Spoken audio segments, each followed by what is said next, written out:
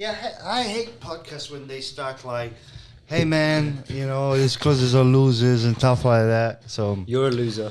right. So I come a little bit closer. Yeah. So Are you even in the shop, man? We don't know what we're doing. no, we're filling in. see. We're filling in, and there's gonna be a lot of unpredictable part because we, in all fairness, we did fill in at the last minute. Oh yeah. All right, but the name of the podcast, we got it.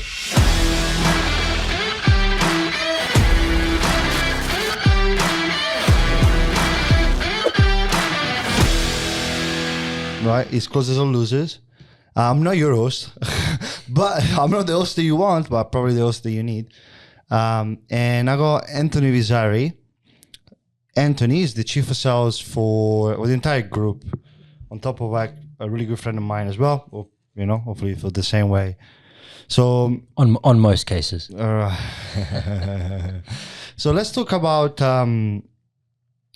because a lot of time we talk about technology, we talk about sales. Yeah. Let's talk about like your role, right? First, I guess like you're the chief of sales. So what that means, like if a lot of people that don't know, like what the chief of sales does. Yeah. So I'm ultimately responsible for the entire sales strategy and implementation, and talent acquisition and stewardship of the entire team across all the 7th level group. So we've got our main B2C, but then we've also got B2B, and we've got a bunch of other subsidiaries which we happen to be flying over to the US to set up in the past couple of weeks. So that's where I'm at. From your experience, because of course we do consulting as well, right, on the sales type side. What's the biggest things you've seen lately? Like the last, let's say, first quarter of US, right? January to March. Like, what's the main things that you've seen? There's like, hey man, like things are changing. Oh, all right. Where do we start, man? So I noticed a massive shift coming into, let's say, January, February with process. So I saw a significant, because I was doing a lot of the done for you coming into teams, and we got a done for you side of the business. I'm not sure if many people know about that, where we come in and actually help increase the performance of sales teams. So I've been in the back end of quite a few businesses as far as looking at their data, training their team. And what I've noticed is show rates going up, right? Yeah, decrease of show up rates. Yeah. So the no-show rate has significantly increased on calls. Financing has tightened up significantly, especially now since the banks are collapsing. We've seen a significant decrease in approved funding deals. But overall, like I think finding and retaining talent, I've just noticed a massive shift, and especially in the coaching consulting space, I would say. Yeah, I think the massive switch is this one is it's been happening a lot. A lot of things have been happening in a row, right? And even for me, as I'm doing my job, like you work a lot with market trends, and it's like, I don't know how it used to be before, but Jesus, you got the COVID-19, iOS 14, and after you got YouTube doesn't work, and Facebook works, YouTube works, and after they figure out YouTube, and after you got the financial crisis, so there's a lot going on, and like what business failed to do most of the times is keep innovating. Yesterday, you were watching the video about Elon Musk, and he's asking that question, and I replied in the same way. It's like, too many people are like set processes, but they don't have mobility in their own business. Yeah. So talked about, because like, of course, we had a internal restructure September, October, November, right? And of course, you help other team. Like, what is the symptom of like, okay, the Titanic is about to eat the iceberg type of things?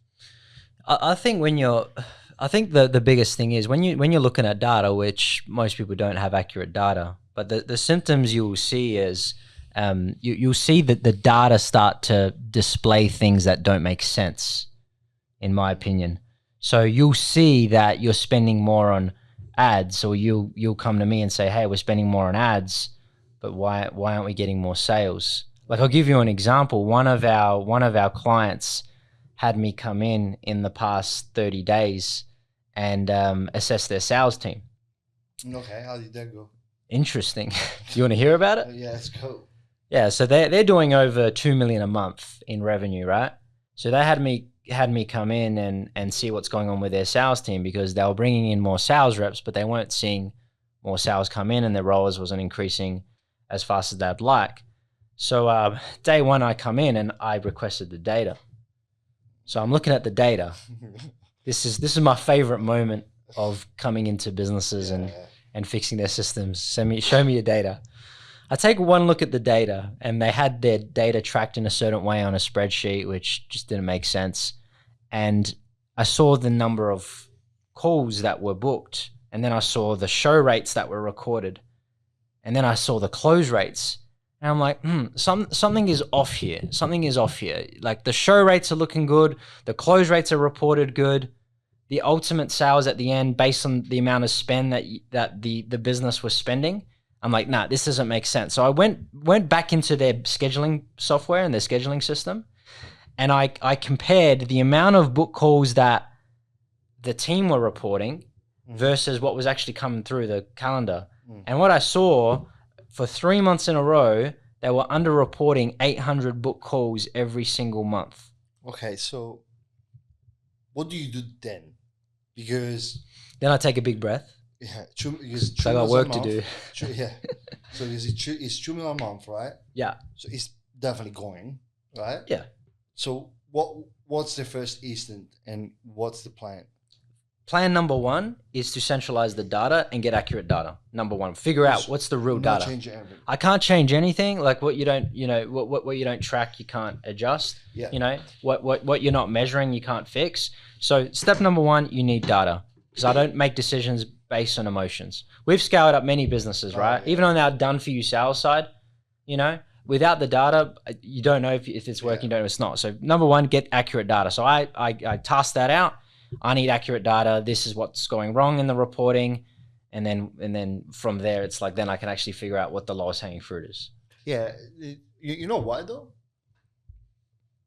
If you look back at the entire career, right?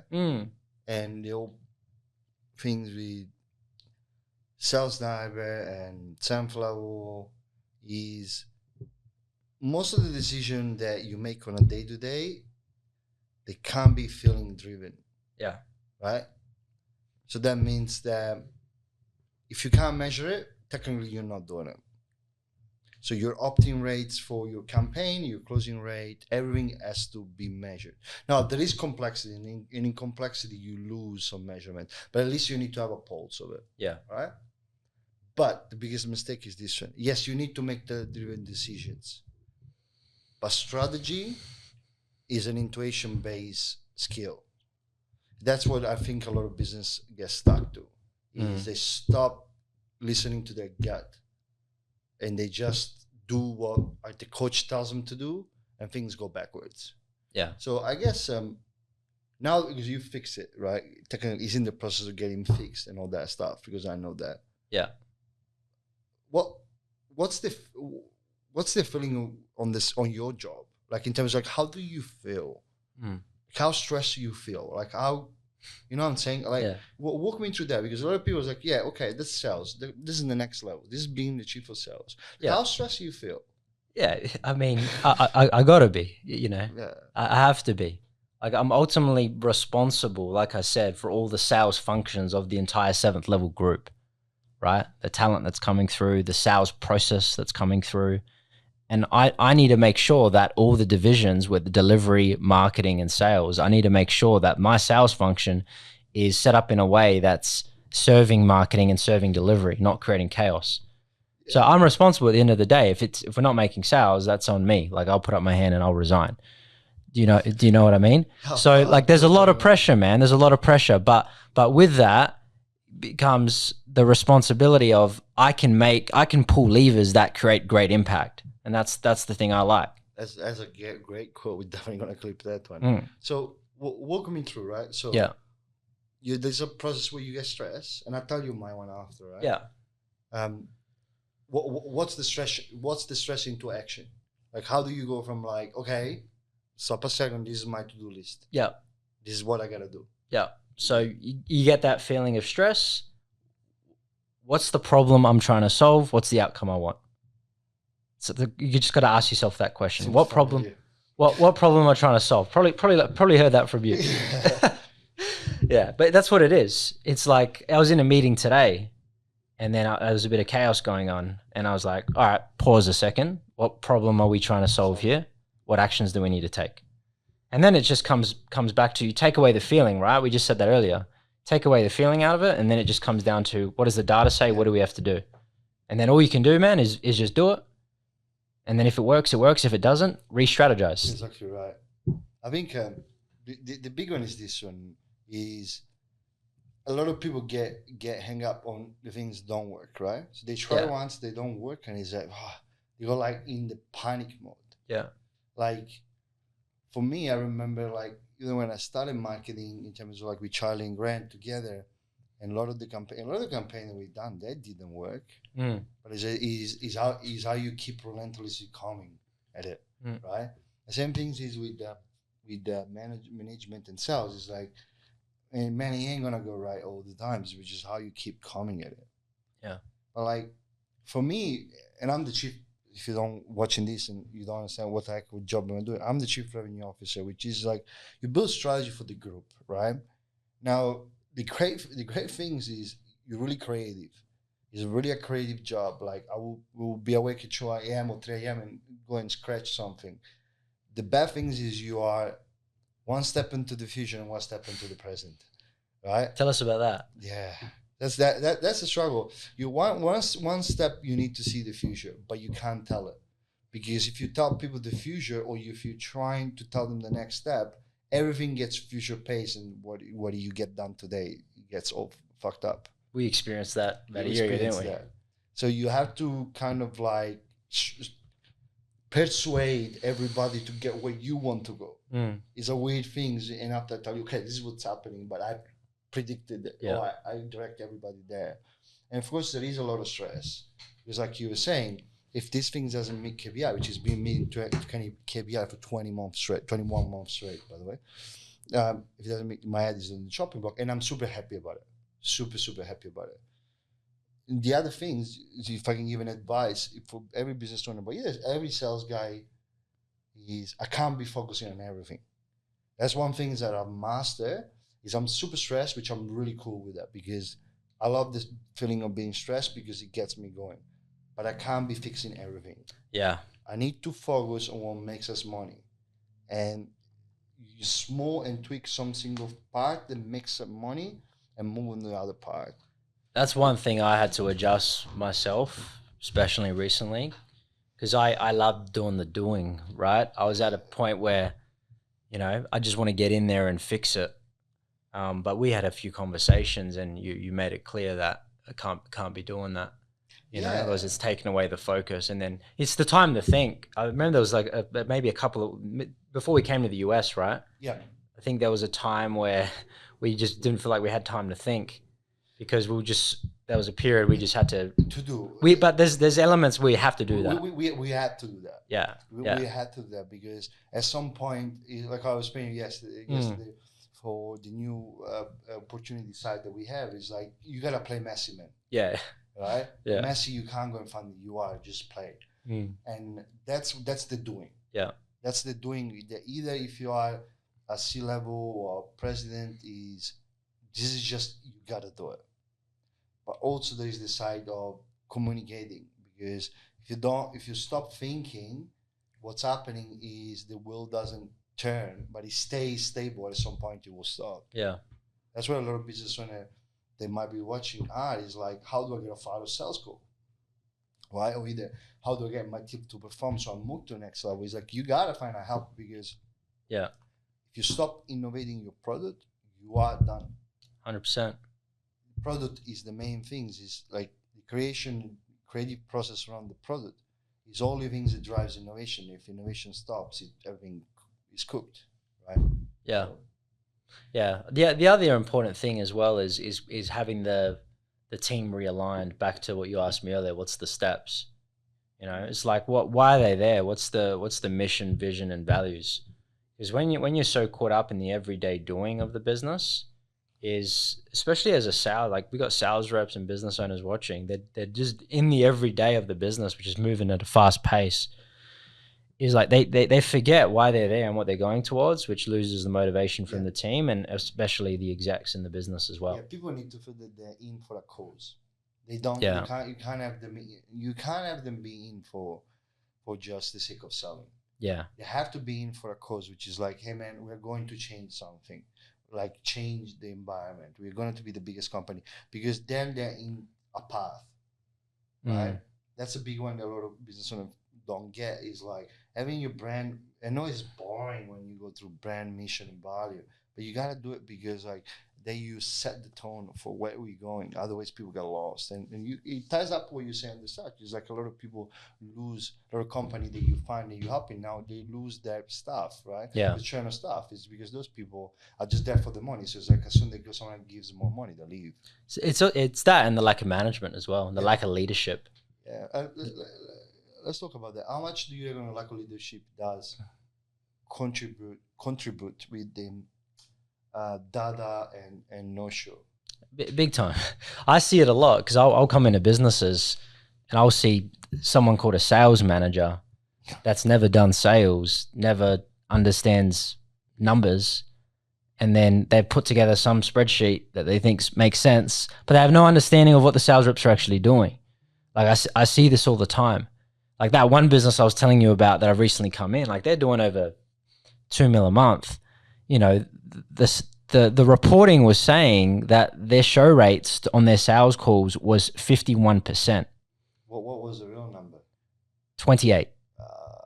So that could be a lot of trouble because all your decisions are based on, you know, this is the amount of book calls you're getting and these are the show rates. Hey, we don't really have an issue. Well, you do, because your issue is that they're showing up at 28%.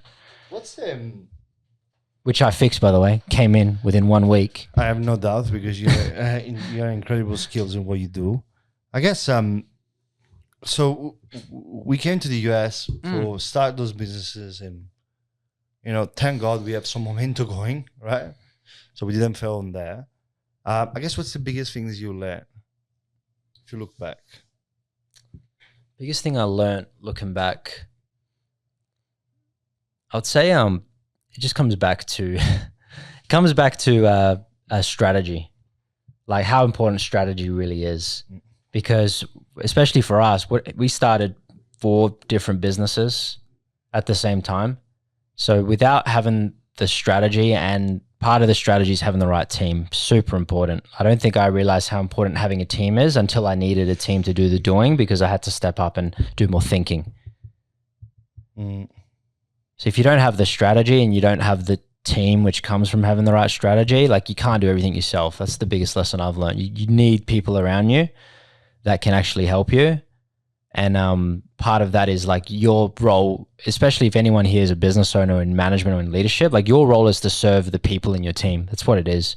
Yeah, it's you are, especially if you wear C-level things, you're a resource. You're not an active. You know, you're not an active. I was building fun last night, but just started the doing. But like, you're not actively doing it. You're a resource for people, and that's what I think is a lot of people miss. So it's like it's a difficult job. I don't know how to explain it, because it doesn't stop. It's a lifestyle. Yeah, it's like you got a tattoo on you. It's like, we are in the US, we go back to Australia, we're gonna keep doing it. Yeah. We're on the plane, we're gonna keep doing it. Besides the ride coming here, that was terrible. I will not mention that. But it's like, when you have time, you do it. Yeah. Okay, so how do we close it? How do we close the podcast? What's the question? What's one question? Let's do this. One question you got for me, a really hard one. Yeah. You can ask me whenever you want, and I'll ask you a question. Yeah. In hindsight, like what's one thing you would have done differently at the end of last quarter that you feel would have made an even bigger difference this quarter? Strategy-wise, yeah. Your role-wise. We launched 4 subsidiaries once. Yes. And a lot of people will say it's a mistake, but I've done it with a purpose, because I knew that 1 or 2 of them would have been killed. Right? So then the time of understanding, and because you get attached to a business and you don't want to. Yeah. That's the reality of things. Yeah. That's a big one that I've learned in this quote. It's like, you never get attached to a business. If that doesn't make you money, you're going to kill it. So that's what I've learned. So what I would have done better this quarter is made myself less accessible in some sort of stuff, because I realized that, for example, in February, I had a hell of a month because I was off a lot of meetings, but March was a result of a lot of it, right? So it's like, that is like, okay, now I'm more clear. So I regained clarity by doing that, but I don't usually do it a lot. So getting myself out of some of the meetings and stuff is probably the main things I would have changed. Yeah. That's good. For you, I guess, without you give you the same question, is what do you feel is the biggest things that you want but you don't have right now overall, right? In terms of like work, right? Work related. Biggest things that I want from work? Yeah. That I don't have right now. It's a hard question. Really hard. Yeah, that's a good question. I think it's what I want is seeing like where we're clear on where we're going, right? Like we've mapped all that out. We're crystal clear on what the plan is. So what I want that I don't have right now is eventually I want that. Like that's what I want. I want to see us moving forward to that, because we don't have that right now, but there's clearly a process in place. So it's not about me like, all right, I want to get up to that level that we say we're going to get up to. I just want to make sure that we're continuing to grow with the right people and the right team, and things are moving forward, and you know, the effort that we're putting in is we're going to get a result on it, a reward. But if we don't, like we'll pivot into something else that will. As long as we're just doing what we can. Sometimes you got to remind yourself, you just got to do the best you can. Yeah. Like sometimes like things are going to go down, but as long as you're doing the best you can, and then you're taking quick action, back to strategy, back to planning, back to realigning everybody, I think that's all we can do. And that's the essence of it, because everyone, I always say that everyone wings it from the hip. Yeah. Yeah. Who wins it better. That's right. Because they do the best that they can. So we're all winging it, man. You're winging it. We just gotta wing it better than everybody else. Yeah, exactly right. Yeah. All right, perfect. So I think we've done a good job. There wasn't a really, really long podcast. Hopefully we didn't get you bored. What is the next step from here? Number one, like, subscribe, comment, do all things. I'm gonna actually watch the comments. So if you have any particular questions, we're more happy to answer it, right? Absolutely. And if you're not in the Facebook group, please join our Facebook group. That means a lot for us. So there you go. Where can they find the Facebook group, Marco? It's Sales Revolution. Sales Revolution on Facebook. Facebook, yeah. All right, perfect. Then goodbye, guys. Goodbye, everyone. Hey guys, if you enjoyed these, here's another you can watch right over here, right over here. Join our free Sales Revolution group. Click the link below, join us, and we're gonna help you. Thanks for watching. We'll see you real soon.